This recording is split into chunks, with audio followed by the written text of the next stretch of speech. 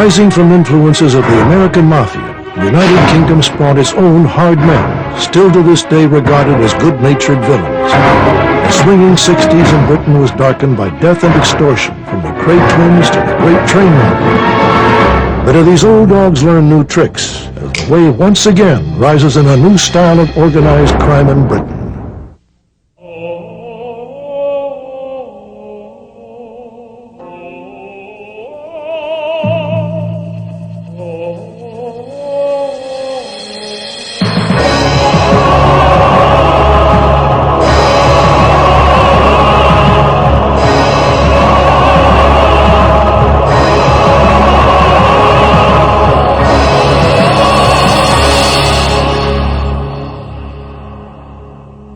One of the remarkable things about organized crime and the way it operates is how closely it mirrors a corporate world.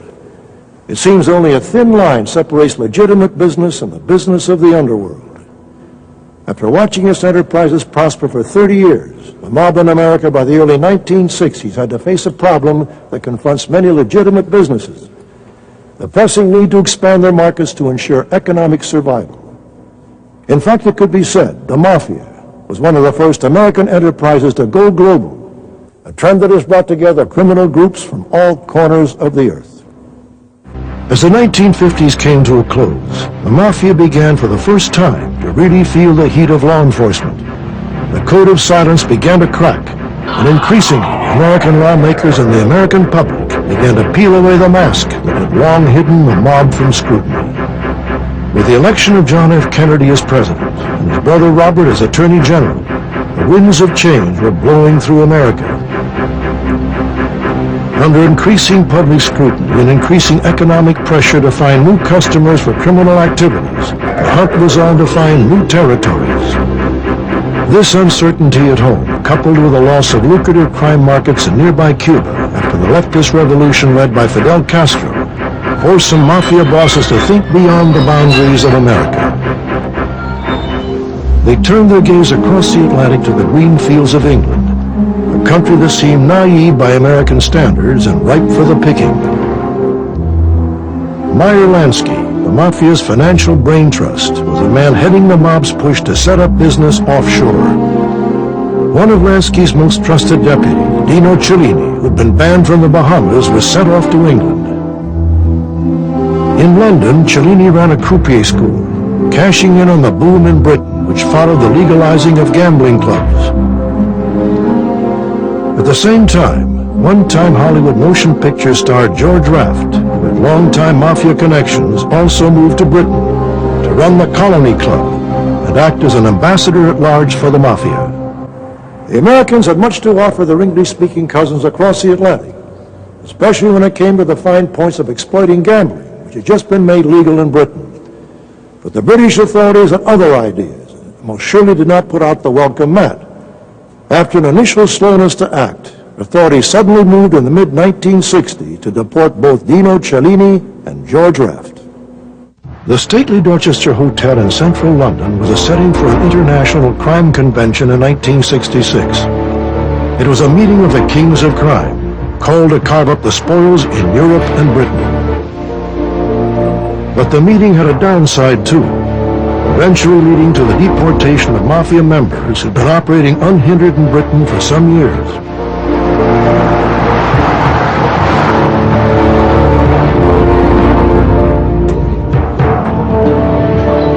The Dorchester Hotel meeting brought together representatives of the Mafia in the United States, the French Mafia, the heads of British crime firms, and representatives of the Bally Corporation, which operated poker machines in both America and Britain.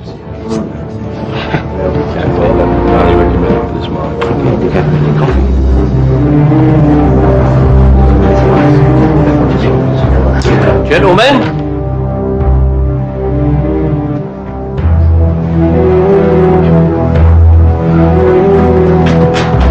firstly I'd like to say a fine welcome to our colleagues from France and Germany,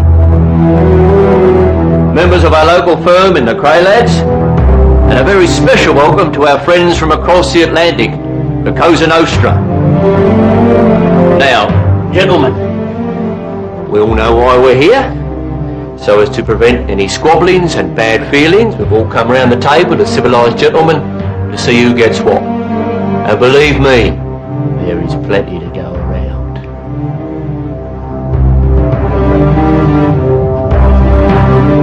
The task was to work out how best each could exploit gambling, which had recently become legit in Britain, and how organized crime could gain control of gambling in Spain.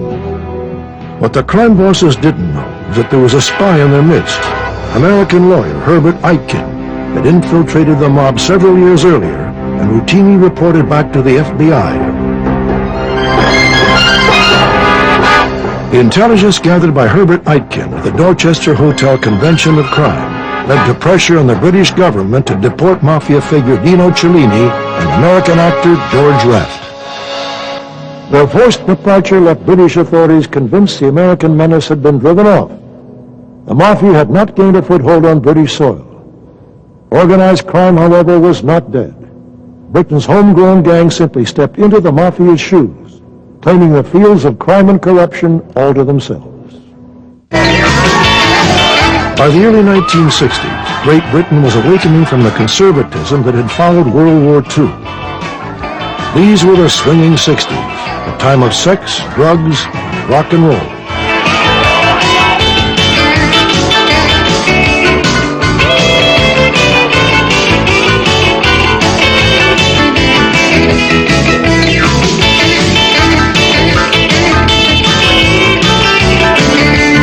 Looming large in the landscape of need and greed, two men the British underworld and the public alike called the Terrible Twins, Ronald and Reginald Kray.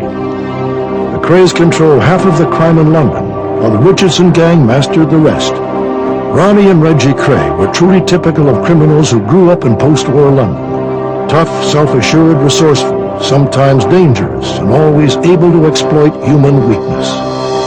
Back then, Larry Pope was a raw recruit who just joined the police force. Now retired, he recalls how much of an impact the Krays had on London and police officers like himself. The United Kingdom organised crime back in the 70s was, the face of it was the Kray twins type of crime. When it wasn't the violence amongst themselves, one of the most violent crimes we had in the 60s and 70s was bank robberies. There were other gangs around at the time. The names that come up are the Richardsons, pretty well known and recorded. There was other ones, the Tibbs brothers, I seem to recall, with a scrap metal yard. There were various ones on the ascent, and then things would happen, and they would either be neutralised by a police effort or neutralised by some other internal problem. Professor of Sociology at Durham University in England, Dick Hobbs, who's made a detailed study of British villains, says the Kray twins were heavily influenced by movies of American gangsters of the 1930s. In many ways, what has to be remembered about the Kray twins is that they operated in the shadow of the mafia. They liked the mafia. They dressed like Chicago gangsters. Sometimes they talked like Chicago gangsters. They drove American cars. The American gangster model was an ideal type for people like the Kray twins to actually copy. And in many ways, if you look at them now, it makes them look utterly ridiculous. So I think the influence of the American mafia on the British crime scene is mainly in terms of imagery rather than structure. Dick Hobbs, who is the author of a book called Bad Business, which examines English criminals and their money-making rackets, believes the American mafia never intended to directly control organized crime in the United Kingdom. The American mafia, American organised crime, has always had a presence in Britain. Certainly in the 1960s it had a presence in Europe, in London rather, as regards to gambling. And they were welcomed by the local villains because they brought with them a great deal of clout. They brought with them money, and also they brought with them a glamour that British organised crime has never had. So, for instance, in the Colony Club in London's West End, you had a situation there where George Raft, who was the American film star who was closely connected to the American mob, was almost resident there. A lot of mafia money passed through the Colony Club. And I think that was an introduction to the way in which global organised crime was going to go in the future, in that you could have a presence, you could have a commercial presence, and you would have formal, but mainly informal collaborations would be set up with local villains. Even if the Mafia had wanted full control of Britain's underworld, it was unlikely they would have achieved that goal, according to investigative journalist and author on organised crime, Bob Bottom. It really epitomises a sort of a syndrome that's peculiar to the UK, and that is that the UK, as an old imperial power, may have sent people all over the world, but they don't take too kindly to whether it's the triads, American Mafia, or Australian, or what they might call down under, gangsters coming in, and that protects the patch of the organised type group.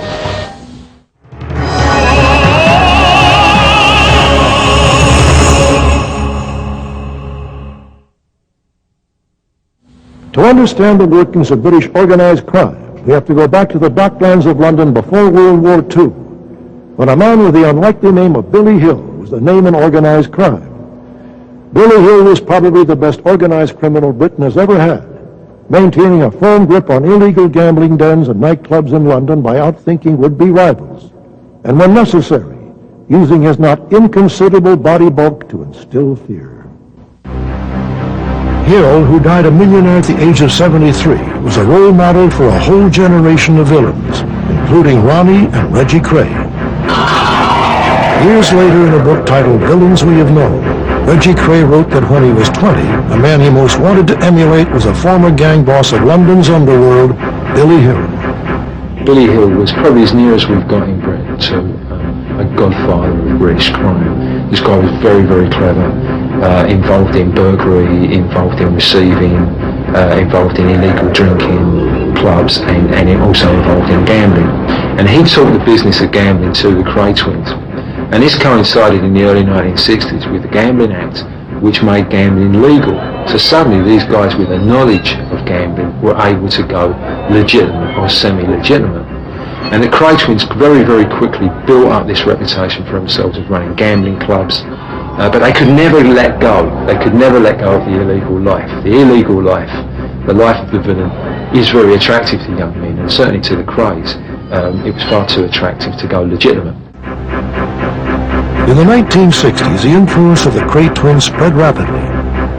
Ronnie Kray was the public frontman, often photographed in nightclubs with entertainers and leggy showgirls.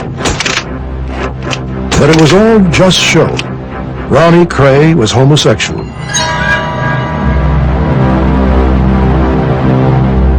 Ronnie and Reggie Kray had an almost obsessive affection for their mother, Violet, a cheerful and strong-minded woman who largely brought the boys up on her own with the help from her eldest son, Charlie.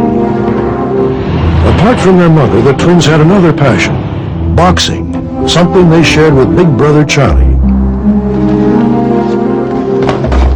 The twins showed real promise, and at 17 looked set for careers as professional fighters. But they were called up for military service, and the Army refused to let the twins work as physical fitness instructors. The pair spent most of the next 2 years either in the brig or on the run. They were now heading towards a life of crime.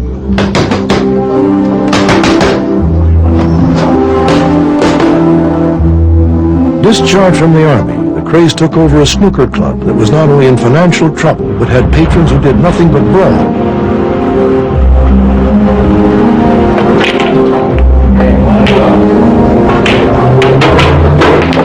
Within months, the Krays turned it around, and the rise up the ladder of London's underworld had begun. By 1959, Ronnie Kray's behavior became more and more bizarre. He was suffering from paranoid schizophrenia, something that added to the Krays' reputation for violence. Ronnie was put on medication which he took all the rest of his life. Despite his mental illness, the Kray firm continued to prosper. They took over nightclubs and gambling lounges, largely thanks to the more serious and sane efforts of Reggie Kray. In 1963, the Kray twins, along with the rest of the nightclub set, watched the Profumo affair unfold. John Profumo, the senior minister in the Macmillan government, was exposed for his dalliance with call girls, Christine Keeler, a brunette beauty, and Mandy Rice Davis, a blonde bombshell. The girls, in turn, had links to a Soviet diplomat operating in Britain. The Profumo scandal had hardly subsided when Britain was rocked again, this time by an audacious military-style robbery of a train carrying millions of pounds worth of old notes, which were destined for destruction.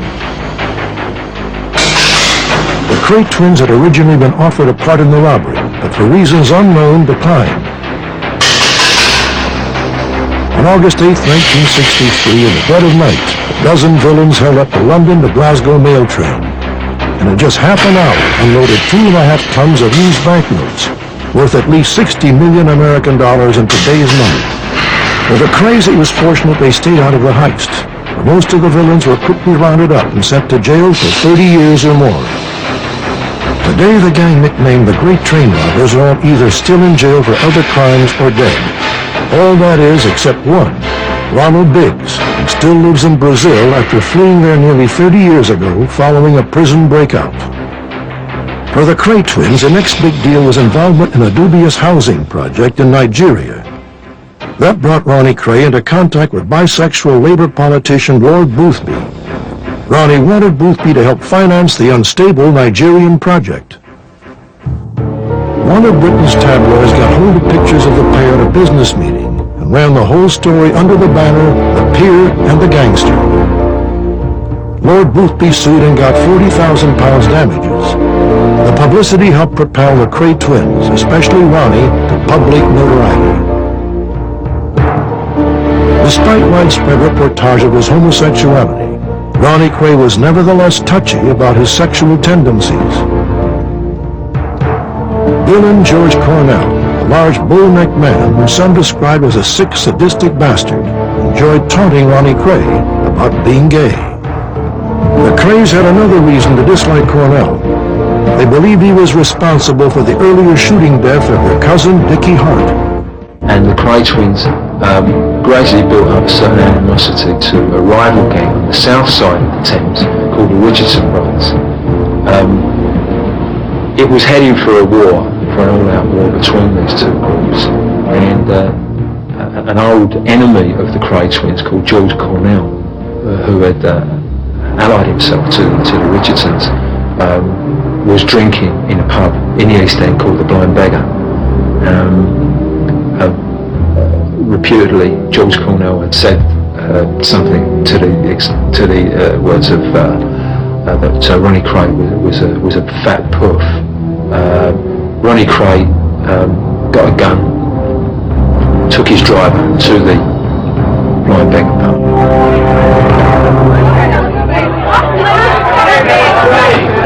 Hello, Ronnie. He walked up to George Cornell. Cornell turned around and muttered something to him. You're a cofter, Ronnie.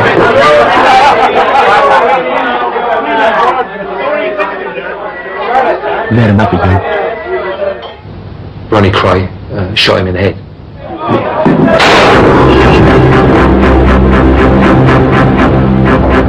And sometime later he died in hospital. Police wasted no time arresting Ronnie and Reggie Cray over the Cornell killing.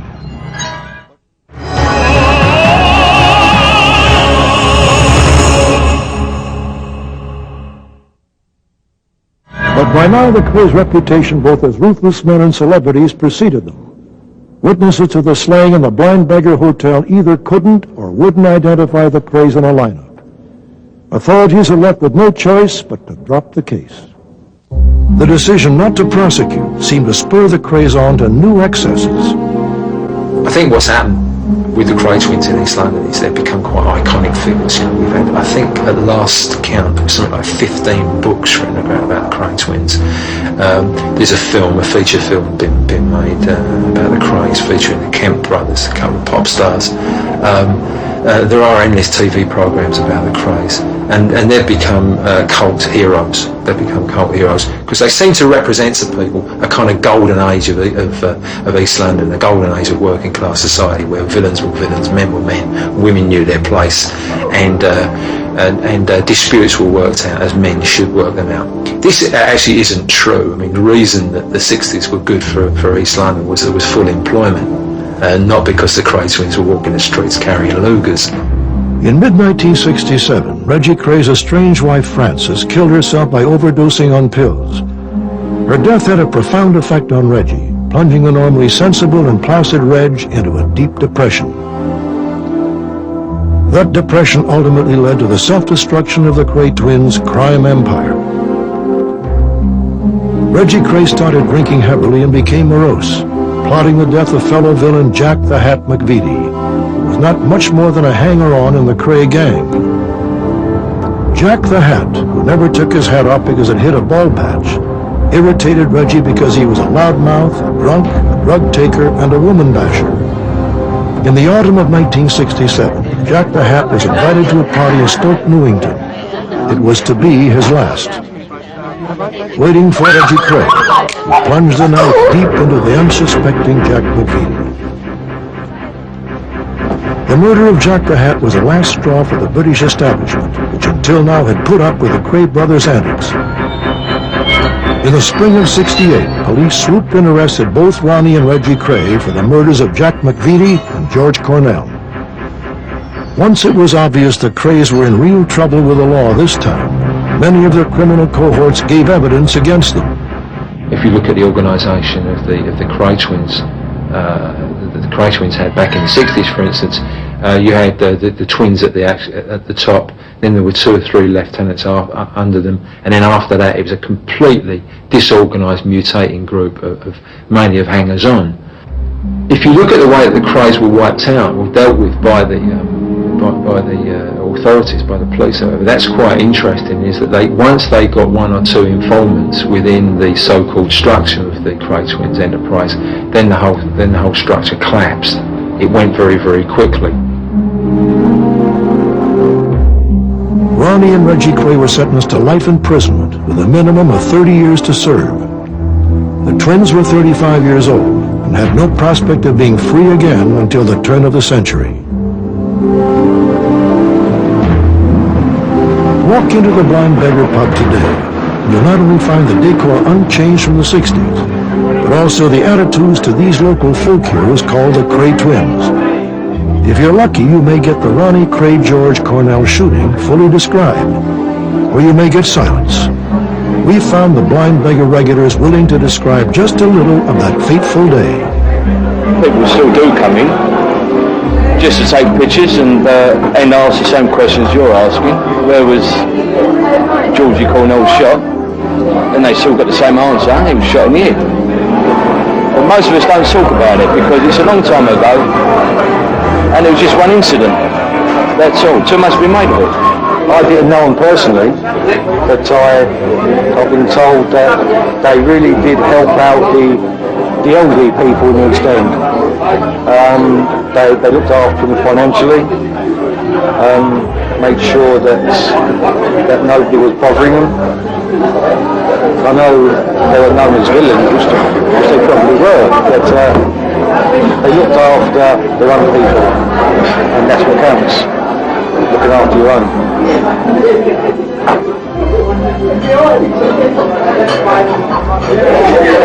There's a lot of people say it's a pity that the Krays weren't around now, that they would certainly stop a lot of the violence that's going on around here.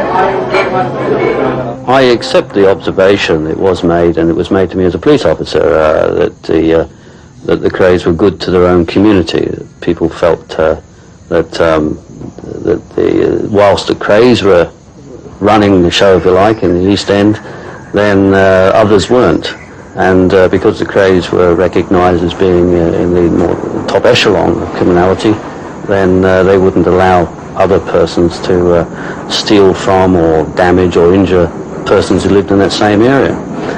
I think that was more myth than reality. We did have a lot of assaults and ordinary crime, just not the same degree as we have today. It was a myth. It was a bit of a Robin Hood myth, or any other Dick Turpin type thing. As a police officer, of course, Robin Hood, Dick Turpin, any of them you like, they're just downright crooks. And, I have no fondness for them at all. In March 1995, Ronnie Kray died of a heart attack in Broadmoor Prison at the age of 61. His funeral turned into one of the biggest public events East End London had ever seen.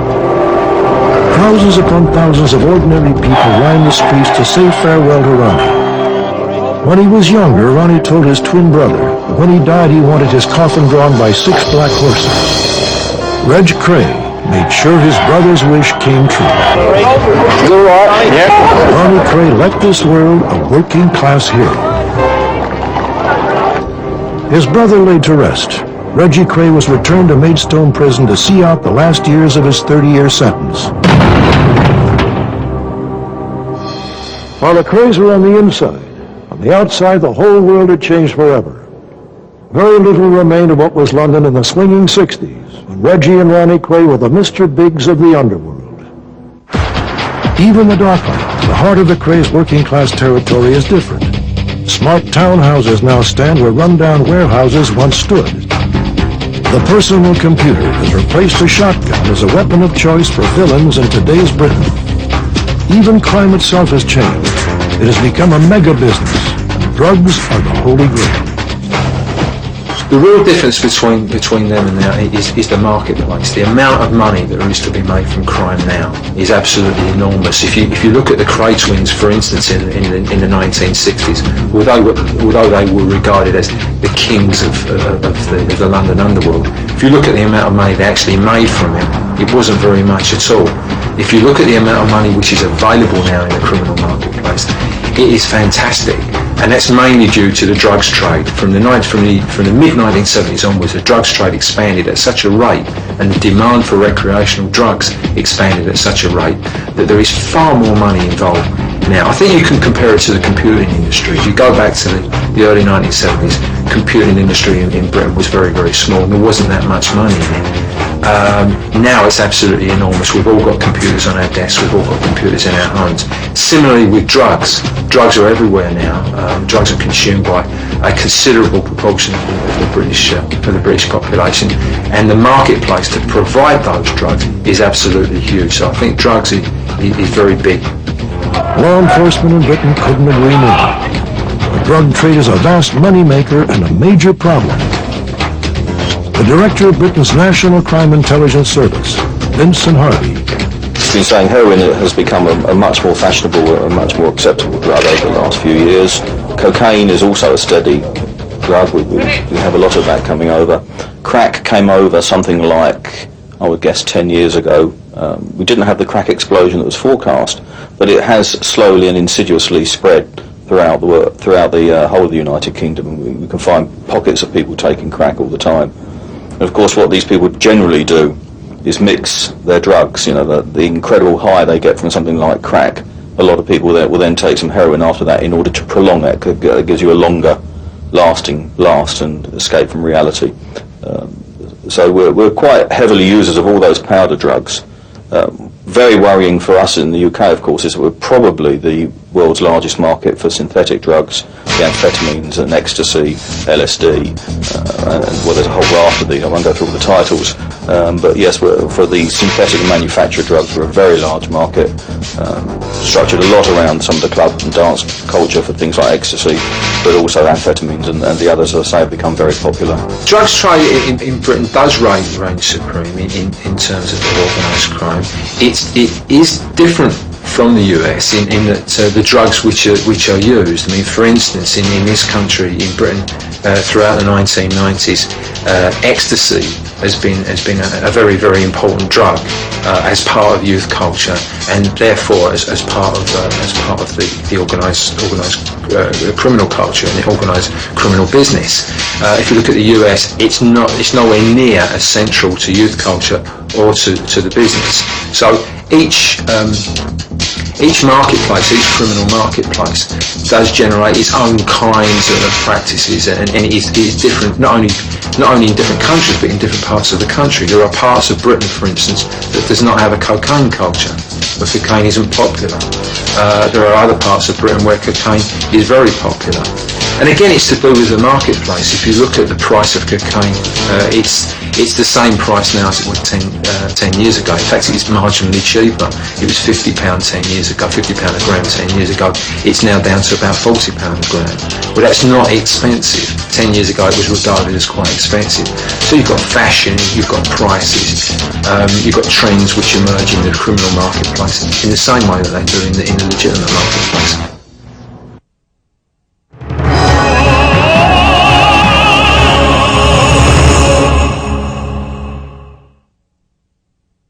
One of the biggest single factors influencing organized crime in Britain and the rest of Europe was the collapse of communism. Not only did the political walls come tumbling down, but so too the economic divide between East and West. With every symbolic blow of the hammer, Europe began the process of unification. One market, one currency, one Europe, and one large new target for organized crime. The organised crime market is like the legitimate crime market. It's gone global, and that's mainly because of drugs. So that if anyone wants to be involved in the drugs trade in Britain now, they are going to have some link with overseas crime groups. That's the way it is. And it's certainly the case that in Britain we do have every nationality has its own crime group. Whether you talk about Lebanese, Russian, Colombian, German, they've all got their own crime group, and there will be an influence upon British society. However, it's very important that we stress that the majority, the huge majority of organised criminals in Britain are indigenous. They're homegrown. We haven't got Russian criminals on the streets. There are no burglars called Boris, for instance. We have, we've got our own burglars. We've got our own drug dealers. But certainly, I think what we have seen is the influence of foreign organised crime money on our streets. Countries like Holland, Belgium, Germany, and France have all had to adapt to the new Europe. And that means even illegitimate business or organized crime has faced increased competition from what used to be Eastern Bloc Europe. Britain's National Criminal Intelligence Service believes that crime in the United Kingdom has changed so much in recent years that what they're dealing with now is essentially Euro crime. Predominantly, as I say, it is British criminals who run the organised crime within the UK. We have several other groups. The largest groups are those of we refer to them as Turkish groups, but they're all from that part of Europe. They're responsible pretty much for the majority, something like 90% of the heroin importations. Of course, heroin is the big trade at the moment and the big profit maker. And we're seeing increasing signs of other nationalities coming over. And each ethnic group is bringing its own crime. I mean, we're seeing that on illegal immigration, for example. Certain groups are bringing in people from their own area of the world where they've come from. Belgium-based criminologist Cyril Finot says there are signs that crime has gone global, especially the Russians. But he cautions against exaggeration of the threat. Many people are talking about the threat of the Russian mob, of the Russian red mafia. And indeed, and also in northwestern Europe, we see clear signs of that, particularly in the forms of killings and cases of extortion, and to some extent money laundering operations, and particularly in those cities or those regions where you have already traditionally a more or less large Russian community. That makes it, of course, quite easy for Russian mobsters to hide away and to build up a foothold in foreign countries. But to say that the Russian or the Red Mafia is really a big threat for Germany or for Holland or Belgium, that would be an enormous exaggeration. If you would take the last analysis prepared by the Belgian police authorities or the Dutch ones or the German ones, and then you would come, I guess, to the conclusion that nearly 5, 6, 7% of the cases they have dealt with are related to Russian organized crime. Professor Dick Hobbs of Durham University echoes the sentiments about overemphasizing the threat from abroad. We need to be very wary of blaming organised crime on foreign nationals. And it is a tendency you can see in some parts of the police force, of the British police force. If you blame foreign nationals for organised crime, it creates more of a shock, it creates more of a panic, and the chances are that your budgets are likely to go up to deal with this terrible problem that's coming from overseas, as opposed to dealing with quite mundane, boring, indigenous criminals who have been around for an awful long time. It is not a really good story there. So I think we need to be wary of screaming that the aliens are coming every few weeks, when actually we've got a good mixture of villains in this country. Some of them happen to be foreign, but the large bulk of them are homegrown. Across the English Channel, it seems homegrown is also the catch cry of organized crime. As author of numerous books on the underworld, Bob Bottom explains. The French underworld, not the underground, but the underworld, is pretty powerful in its own right. And I don't think that there'll be much room for any other outsiders to emerge to any great extent, except that where appropriate you'll find that French criminals may link up with some from Italy or Belgium, or in particular sometimes with those in Britain, to pull off something. It may well be sometimes more in the realm of a bank heist or some commercial fraud, but generally speaking, in organised crime terms, they run their own race on their own soil. According to Professor Dick Hobbs, criminals operating in a Europe with no borders simply cannot afford to remain insular. So the borders coming down have had an influence.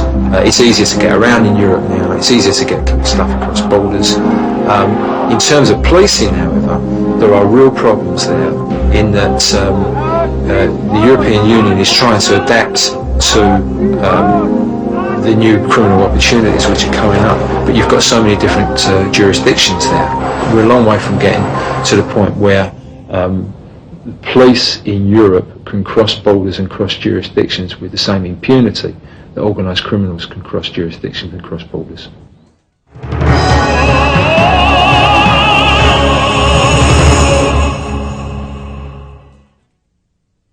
When the barriers came down between East and Western Europe, it signaled the rise in the fortunes of extreme right-wing groups.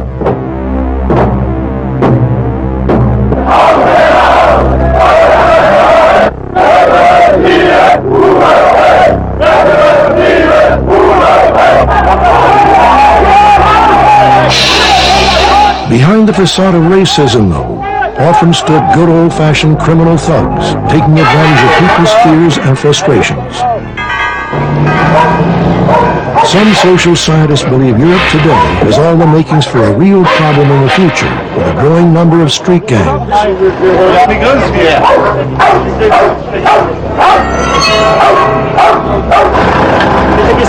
Professor Emeritus at the University of Southern California, Professor Malcolm Klein, who has spent a lifetime studying gangs in America and elsewhere, says Europe is something of a paradox. We've been looking at the gang situation in Europe fairly recently, the last several years. I've had a chance to be over there, what's going on. We talk about the Eurogang paradox, which really means that many European cities, many European officials are denying that they have street gangs because they say, well, they don't look like the Crips and the Bloods in Los Angeles, or they don't look like the Latin Kings and the Gangster Disciples in Chicago. Therefore, we don't have gangs. The fact is, of course, that in America, most American gangs don't look like that either. So when you look at the real structures of American gangs, these informal structures, these informal youth gatherings, if you will, and then you look at those groups in Europe that have been developing over the last 10 years or so, you find that Europe does have street gangs in some of its cities. We've identified, I have to count, but 12 or 15 cities that have street gang problems in Europe. Now, some of them surprising. But on the other hand, there are many, many, many cities in Europe, far more than in the U.S., that don't have street gangs. So it's a fairly new phenomenon. They're not well organized. They're not involved in the drug trade. They have very few firearms, and that's a major difference between America and Europe.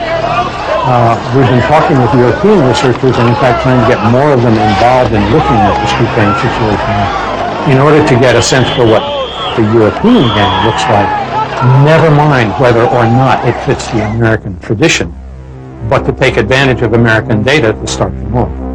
There is a growing problem in Europe, and if European cities continue to develop urban underclass problems, with their refugee and immigrant groups, they will continue to increase their gang crime.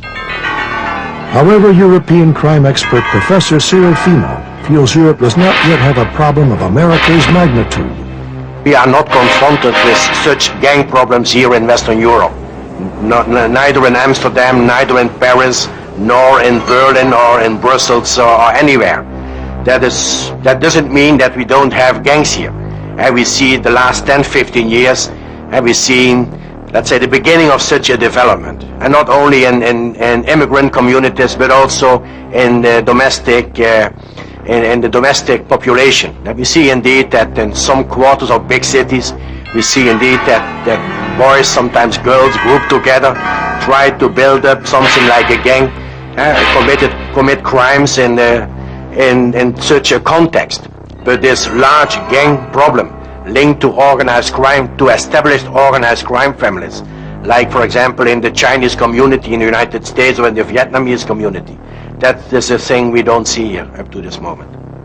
European authorities are taking what may be a more conciliatory attitude than that shown by law enforcement in the United States. Most European countries have taken a different approach to delinquency and crime generally than we have. They're much less punitive than we are.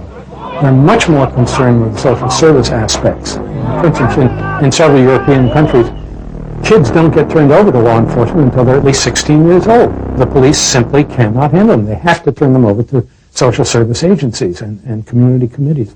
So their whole approach to working with young people is somewhat different from ours, and this will affect the way in which they're going to handle their gang problems.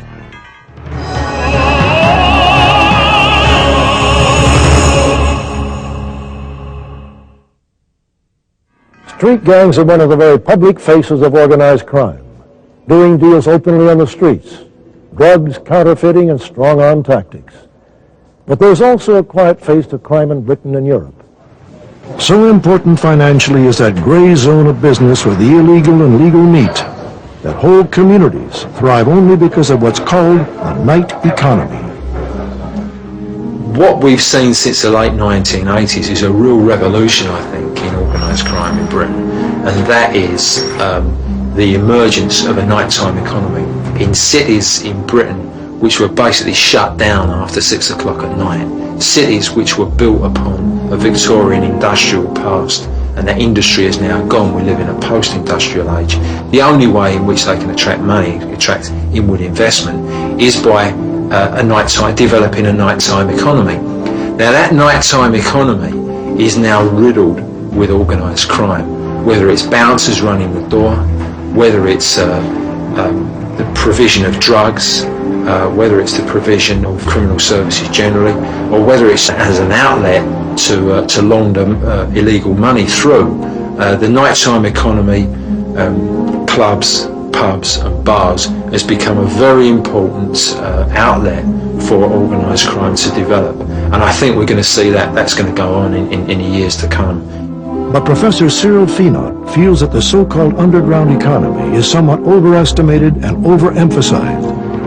Never dare to support this thesis. And even in Italy, where you have where the mafia groupings, particularly in the southern part of Italy, to some extent really control the economic activities in cities, and there of course you have a big problem. Like in the big cities in the United States, where Cosa Nostra families control the transport sector or the waste disposal sector or the construction industry. There of course you have a huge problem. But that is not a problem that is common in Western Europe these days. Organized crime has always had a sinister ability to feed off human weakness. As long as people have unfulfilled needs, then it seems organized crime will always be close by, motivated by greed, ready to make desire reality at a price. British and European crime firms have, like old dogs, learned new tricks to meet new customer demands in a changing world. A world where crime knows no boundaries, where crime truly is big global business. I'm Robert Stack. Thanks for joining us.